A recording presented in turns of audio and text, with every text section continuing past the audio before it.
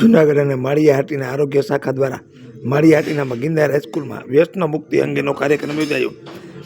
માળિયાહાટીના ગિરનાર હાઈસ્કૂલમાં આજે જૂનાગઢ જિલ્લા અને માળિયાહાટીના આરોગ્ય શાખા દ્વારા મુખ્ય જિલ્લા આરોગ્ય અધિકારીના માર્ગદર્શન મુજબ ટોબેકો કંટ્રોલ સેલ જૂનાગઢ અને તાલુકા હેલ્થ ઓફિસર માળિયાહાટીના માર્ગદર્શન મુજબ આજ રોજ માળિયાહાટીના ગિરનાર હાઈસ્કૂલમાં વ્યસન મુક્તિ અને તમાકુથી થતા નુકસાનોના વિષય પર ચિત્ર સ્પર્ધાનું આયોજન કરવામાં આવ્યું હતું, જેમાં શાળાના 62 જેટલા વિદ્યાર્થી ભાઈ બહેનોએ ભાગ લીધો હતો અને પોતાના વિચારો ચિત્ર મારફત રજૂ કર્યા હતા. જેમાં તાલુકા હેલ્થ ઓફિસર માળિયાહાટીના વતી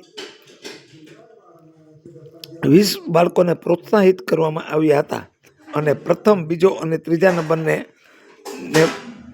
બાળકોને ભેટ આપવામાં આવી હતી. આ પ્રસંગે તાલુકા હેલ્થ ઓફિસર ડૉક્ટર ડાભી સાહેબ દ્વારા તમાકુ અને વ્યસનથી થતા નુકસાની અંગે વિસ્તૃત માહિતી આપી હતી અને બાળકો અને તેમના પરિવારોને તમાકુના દૂષણથી દૂર રહેવા આહવાન આપ્યું હતું.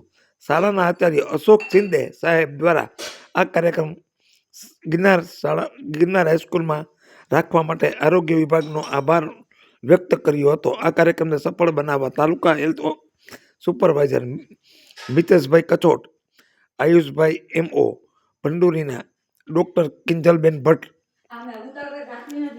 RBSK ટીમ એ અને ગિરનાર હાઈસ્કૂલના તમામ સ્ટાફે ભારે જહેમત ઉઠાવી હતી. જે દર્શક મિત્રોએ સુપરફાસ્ટ ચેનલને સબસ્ક્રાઈબર નથી કરી તેમને સબસ્ક્રાઈબર કરી દેવી.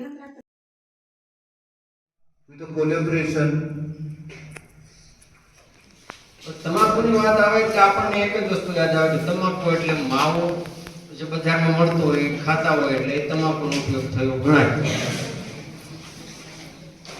પણ એવું નથી. કોલેબોરેશન પોતાના વિચારો ચિત્ર મારફતે રજૂ કરી કે ખરેખર ટોબેકો અને ડ્રગ્સથી આપણા જીવનમાં, આપણી લાઈફસ્ટાઈલમાં, આપણા હેલ્થને અને આપણા પરિવારને શું શું નુકસાન થઈ શકે છે. બરાબર, સરે અમારા સાહેબે જે રીતે કીધું એમ આપ સૌએ ખૂબ જ સારી મહેનત કરી છે. આપ સૌ બધા પ્રથમ નંબરને તમે કોઈ તમાકુનો ઉપયોગ નથી કરતા, કોઈ ડ્રગ્સનો ઉપયોગ નથી કરતા, પણ મને જ્યાં સુધી ખબર છે ત્યાં સુધી આપના ફેમિલીમાં, આપના પડોશમાં ક્યાંક ને ક્યાંક તો તમાકુનો ઉપયોગ થતો